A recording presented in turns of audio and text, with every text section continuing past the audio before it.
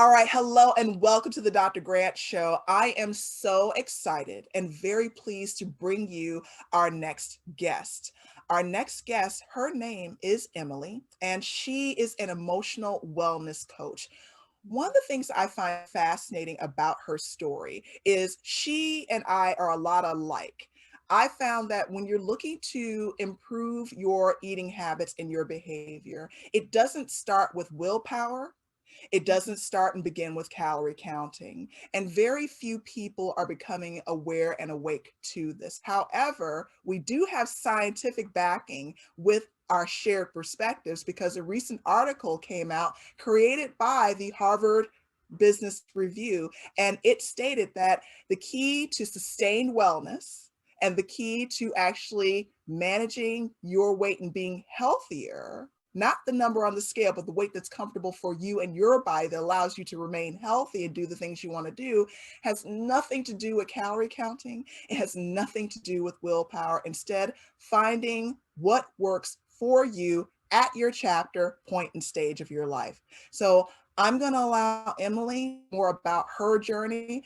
My goal for people watching this is to pluck and extract from this sharing what works and relevant for you. And hopefully you'll be able to find something that makes sense for your life because everyone's different. All right, Emily, take it away.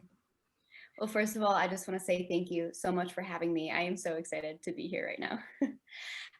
So going into my journey, it's been very multifaceted, and kind of how I got to where I am today is it's a long story, but I'll make it short. So when I was younger, I really wanted to lose weight. I wanted to get fit. I wanted to be healthy, quote unquote. And to me, that was the number on the scale. That was losing the weight quickly. That was doing whatever I could very quickly to get to that desired frame that I wanted. And being this was when I was a teenager, I was young, I was impressionable. And what I saw online was, okay, count the calories, do this, deficit this, and being the very math sciencey oriented person I was, I'm like, okay, what's the fastest way for me to get to point A to point B? And so how I went about that, was very strict caloric regimens and these exercise routines that were so rigid and, really just, I had to wake up at 5 a.m. And if I could not get up, I would berate myself. I would be so rude. I'd be an internal bully. And, as I was on this quote unquote health journey, my mental health just completely was drained. Right. And so what happened was I started to lose the weight. I started to, look the way that I wanted to, but I was sacrificing my internal self. Right. And I got down to this point years later where I was, the weight that I wanted. I was actually a lot, more lean than I ever thought I was going to be. And I was miserable, right? I was completely miserable. And what had happened was I had actually just, began exhibiting binge eating behaviors. And I went through an eating disorder because of it, because I was so restricted for so long with caloric counting and exercising and just being so strict that all of a sudden my body fought back. And then what happened was I was in this complete chaotic mess for a couple of years where I had no control over food. I was, again, so mean to myself inside that I was like, I need to count this. I need to count this. And then I was hungry and I was eating everything. And it was just my fitness journey completely backfired, basically. So basically where I found myself a couple years later and now where I am is, learning to find balance and allowing and asking your body what it genuinely wants, right? Like tuning into, oh my goodness, what am I hungry for? Like what sounds good? What is going to nourish me from the inside out, and honoring that. And just trusting that my body has like a very nice place that it likes to be. And there's no willpowering it. The more that my mind tries and takes over the whole experience, the less enjoyable it's going to be and the less it's going to work in the long run. So I got to this beautiful place now where it's, I found so much balance with exercise, with foods that are nourishing that I like. I finally cook more. I buy wholesome ingredients because it makes me feel good. I think that was one of the biggest things about my journey is at first it was all about calories and I didn't really care the quality of the food that I was putting in to my body. And now I want to have that nutritious food that makes me feel good and connected and alive. And it's just such a beautiful place. My mental health is so much better now. And I'm honestly so thankful for the journey that I went through. One, because now I get to appreciate food and movement and just life so much more, but also because I get to do this work and I get to share my journey in hopes of inspiring others as well. When you're having that moment where on the outside, Mhm. everything feels to the outside like it's fine. The dress size is where it needs to be, the career is kind of where it needs to be, the number on the scale is where it needs to be, yet you're getting these nudges Yeah. here and here. Mhm. For my goal with this question is to help other women and some brave men that watch the show, since I've received messages from men saying we do watch you. Um,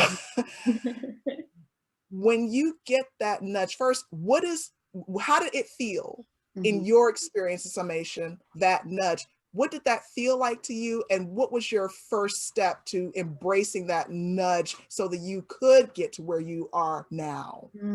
That is such a beautiful question. And, one of the ways that one in my own experience, and I tell my clients this as well, but when all of a sudden we can do an inventory during the day and we notice that our thoughts are constantly ruminating on food and our bodies. And it starts to feel almost like a burden, and you start to experience that anxiety. And, what I always remembered feeling was it started very small, right? It started as, the nudges were here and there, like, oh, I should have done this, or oh, I can't eat this, and X, Y, and Z. And then all of a sudden, once you notice that your 95% of your thoughts, right, are consumed about food and calories and your weight, and just if you're experiencing any sort of mental bullying, around like how you're looking and, oh, I shouldn't have eaten that. And you start experiencing guilt and shame, that's a really good indicator that, okay, maybe, we can take a step back and really see where is this line right now? Like, what is the real purpose of my journey? Because if it is for my entire health, right, like holistically, we have to factor in the mental component. And I think the hardest part sometimes is, having that awareness and acknowledgement of where you're at in your head. Because so often we do get that external validation when we're losing weight, and, we have that jean size or that dress size or whatever, we've wanted. And people are like, hey, yeah, you look really good. And that feels good. Right. And I think we really have to take ownership of our experience and kind of have a little bit of personal accountability when it comes to, okay, what do I want my internal world to look like right now? And once we can really, again, take that ownership and understand that we can figure out ways to still maintain our physical health at a way that doesn't sacrifice our mental health. And we understand that, and we start pursuing and just kind of researching avenues in which we can do that, we gain so much power back. And honestly, our entire journey becomes so much more enjoyable too, because no longer are we like mentally bullying ourselves and treating ourselves poorly because we don't deserve that. But instead, we find this beautiful place of listening to our bodies and honoring and being just so in flow with what we're doing. Mhm. And I like to bring up something that I think a lot of us, myself included, the expectation when you get that first nudge and the reason why we ignore it. Mhm. Often for the women that I speak to, they think that this is going to require a major life overhaul where you all of a sudden, I'll give you a perfect example with Mhm. one lady that I was speaking with. She had a box of red Twizzlers that was behind her during our session. And I shared with her that should we decide to deepen our relationship in terms of working together, I want to reassure you that I'm not going to tell you to get rid of the Twizzlers and dump the whole box, because that's the first thing that I just imagine that's what you're thinking, because that was normally she would binge on those things as a source of comfort for her. Mhm. And she immediately, you saw everything melt with her and just relaxation fall over her, because she said, wait a minute, I don't have to give them up. I said, look, here's the thing. If I tell you to give up the whole thing of red Twizzlers, you're just going to lie to me anyway and tell me that you didn't eat any today. Exactly. So here's my proposal. Let's cut it back bit by bit, maybe 20%.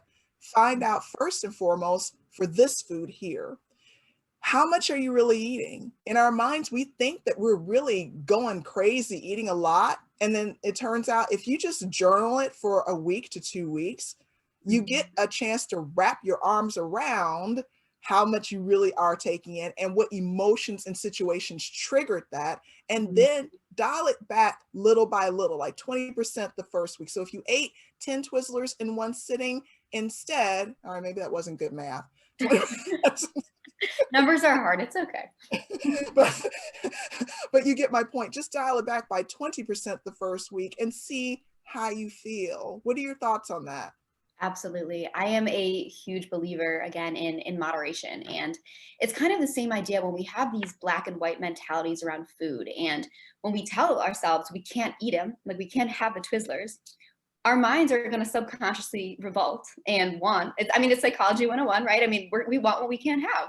And so we have these then beliefs underneath that we have to eat them all. And so even, I always tell my clients this as well. We're not going to say you can't ever eat this. In fact, we want to permission ourselves to eat them in a way that feels good. So in saying like, okay, we need to cut out the Twizzlers or the cupcakes or the sweets, like we're only going to then want to binge on them more in the long run. And so I love what you're saying about, dialing it back very slow. This process doesn't need to be like a, jump off the deep end type of thing. And I know for my journey, especially, it definitely wasn't. I use this analogy often, but it's like we're unscrewing the bottle cap. Either you can rip it off and you can kind of jump in, which is how some people like to do it, or you can slowly unloosen it at a pace that feels good for your body. Because again, if we go too fast, it's just going to backfire and we're going to revert back to old behaviors due to the belief systems and the fears that we have and all of that. So I love what you were saying about going slow, taking it 20% at a time, journaling it out for a couple of weeks. Is this doable? Is this sustainable? And going from there and kind of taking a breath and not worrying so much about like, this is going to change everything, but just allowing the system to slowly come back to balance. Okay, that's really good. And I think sustainability wise, because I Mhm. spoke with one lady and her goal was to drop a certain number of pounds. And I said, well, what's the reason for it? Because my thing is, I won't take you on as a client if it's, not really for the right reasons. It's not that I can't get you there. I can, but that's not what I'm about. Right. And she said, it's for a cruise and I don't want to be the fat friend. I said, Mhm. why can't you just simply be the friend, period? In the end, it's all about what that person really ultimately desires is best for them. We Mhm. decided not to work together because that was paramount for her to drop these 20 pounds in time for that cruise. And my thing is, after the cruise, what happens next for you? I Mhm. want something that's sustainable for you, where you actually might be, dare I say, happy during the process. Yes. Yes. No, I completely agree. If you don't mind me coming in here really quick, it's and this is my own belief and who I work with as well, but I take the inside out approach. So it's, we want to first fulfill ourselves inside and not solely base our happiness and fulfillment upon just how we look. And the ironic thing is when we start valuing ourselves internally and we start trusting our bodies and all that, all of, the whole 9 yards, the external will reflect that. Like we'll start making decisions that for somebody who values their mental, physical, emotional health, all of it, you start making those external decisions. And so it really gets to be this whole complex, this whole shift of how we're going to, change who you are from the inside out and not solely based upon, I need to lose weight because my friends are going to judge me. And yeah, the sustainability piece there is huge. Now, I want to hop on the train of something that you mentioned, Emily. Yeah. When you change from the inside out, and this is where I kind of feel this kind of leads, and I would love for you to educate people on this. When you find that inner balance so far as what works for you health wise and eating wise, the scale may go up a smidge. And I think some people have experienced that and then they freak out and then it stabilizes. But the thing that I like to talk about that I don't think people are aware of is how this has a effect where it kind of bleeds into other areas of your life. This joy, once you find internally what works for you, nutrition wise, physical activity wise, work starts to improve, your temperament starts to improve, your outlook starts to improve. You start to see opportunities where you previously didn't see any. I could go on and on, but can you number Mhm. one, did this happen for you? And if so, how did it happen for you as well? Oh my goodness, absolutely. The snowball effect is so prevalent, right? So once we're in this state of, one, really valuing ourselves internally, our mental health, our emotional health, and our physical health, because it all matters. Then we are in this, almost like our well-being, it like heightens a little bit, right? And we start to view things from a different lens and a different perspective. And then when we're happy and feeling good about ourselves, we start to see again the happiness in work, in the career, and we're not as stressed. And once we're really taking care of ourselves, like, again, from the inside out, it does click in every other aspect of your life, where you start to see that reflection of the internal beliefs and kind of ideology that you have maintained. And this was huge for me, in my journey, especially, when I was really stuck binging and I was completely out of control with food. Like, that internalization of, I have no willpower, I can't do anything, I'm out of control, all of those things, I felt like that in every single aspect of my life. And because of that, that's why it was also that much more detrimental to my whole entire, time, like that life at that time period, because as soon as this one thing was like out of balance, everything started to be out of balance. And so, yes, and so that's why, I also do believe that as we're going on these health journeys, it is such an internal game, because, like I said, not only is it going to help the physical appearance, but it's going to help every single thing about your life, right? So it's, again, how we do one thing is how we do everything. And so once again, I gave myself permission with a lot of those foods, and I just started to, not be so hard on myself, really checking in and asking myself a series of questions each and every day. When I got up, I did my journaling practice, I did my meditative practices, or whatever works for you, right? But that was just for me. And I started to ask myself, okay, what do I really need right now? Like, what is the true emotional need at the basis of everything? Is what my body needs to work out right now? Or is it slowness and just stretching and maybe a walk? Or does this food, like, does my body seriously need nourishing food right now? Or am I actually just hungry for entertainment, or some form of, a conversation or a friend or connection, And so when I started to just have these series of questions that I would ask myself each and every day, not only did I start to, value my internal health, but my sense of self shifted, and I no longer was just a physical appearance that needed to get down to the weight super quickly. And as I did that, again, every other thing in my life started to shift. And it was really such a beautiful, transition out of something that was so rigid, so restricted, and just, so shameful, to just this expansive curiosity for life and all of the goodness. One quick question for you. For the Yeah. woman that's out there Mhm. that says, this sounds great, the end result sounds great, but I just don't have time Mm. like that. What can you share with a woman that says, I don't have the time for that? Mm.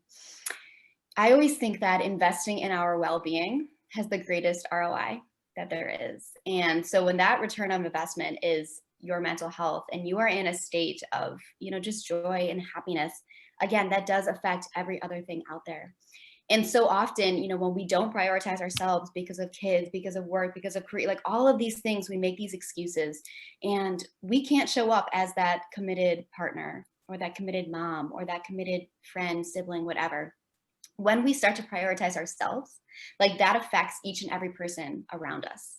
And I guarantee that your happiness, by you valuing yourself, not only does it model and show them, how you can treat yourself, but it gives everybody else around you permission slip to treat themselves like that as well.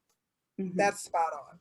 Yeah. That permission slip for other people to treat you that way and almost supports you. They become more supportive. Yeah. Hmm. Now that's an Absolutely. insight I never looked at. I cannot officially say, Emily, that I am 100% good at taking the time. So this question might have been a little bit for me too, as well. It's always a journey, and we're all. I mean, I think that's the thing too. It doesn't have to be perfect, and if we expect perfection, we're farther from it. So it's Mm, almost that thing of, we get to navigate it and figure it out, and ask ourselves questions. Yeah. mm. I love it. I love it so much. So I can't believe we're at the end of our time. Where can people find you and Mhm. seek you out? Absolutely. So I am very active on social media through Instagram. My handle is at Let's Get 'em with 3 underscores. And if you want to work with me or just kind of know about more who I am, my website is Let's Get 'em at squarespace.com. And I also do have a podcast called the Let's Get 'em podcast. It is on Apple Podcasts, Spotify, really any place that you can. Those are the 2 primary places that normally people listen, but really any place that you get your podcasts. I'm on there twice a week. And again, I just talk a lot about one, relationships with food and our bodies and ourselves, but more importantly, how to inspire yourself to just start prioritizing and owning, your story, your truth, so that you can live the best life that you possibly can.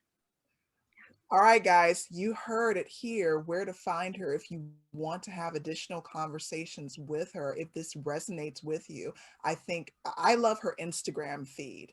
Her Instagram feed alone is just, it's simply a treat. And very encouraging if you're even having a day where you just need a pick me up, or you need that quick shot of wisdom to help you reframe your perspective on things. I can't emphasize and encourage people enough to check out your Instagram page. Thank you. Yeah.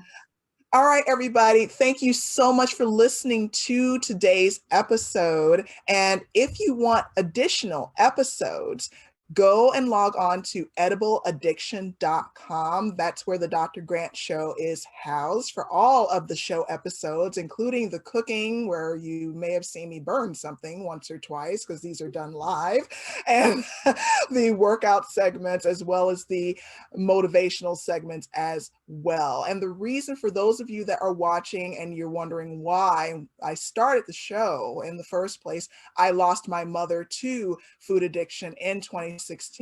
And the reason why I'm inviting guests for our next season is it would have been good for her to hear other people's stories. Sometimes listening to one person's story, reading one magazine, because when she passed away and after all the dust settled, I saw 3 dresser drawers filled with magazines, book clippings, all the way back to 1970 something, around the time I was born. Don't do the math to find out how old I am. But this is when I had that light bulb moment. If it were a matter of us reading a book, exercising greater willpower, counting the calories, following a specific diet, we would have all been where we wanted to be health-wise, and it would have been easy and simple to sustain. But that hasn't been happening. So the reason why I want you to look at Emily's page and other guests I bring onto the show is that hopefully you can find a glimmer of yourself and your story, or even one of your friends you may know. You see through Emily's story that she shared here a piece of yourself. And if that's the spark that you need to move and put your feet on the right path so you can get healthier and stronger faster, then that means that I've done my job. All right, everyone. Thank you so much for watching the Dr. Grant Show. We are on Mondays, live on Wednesdays on Instagram, and Saturdays. Much love to everyone.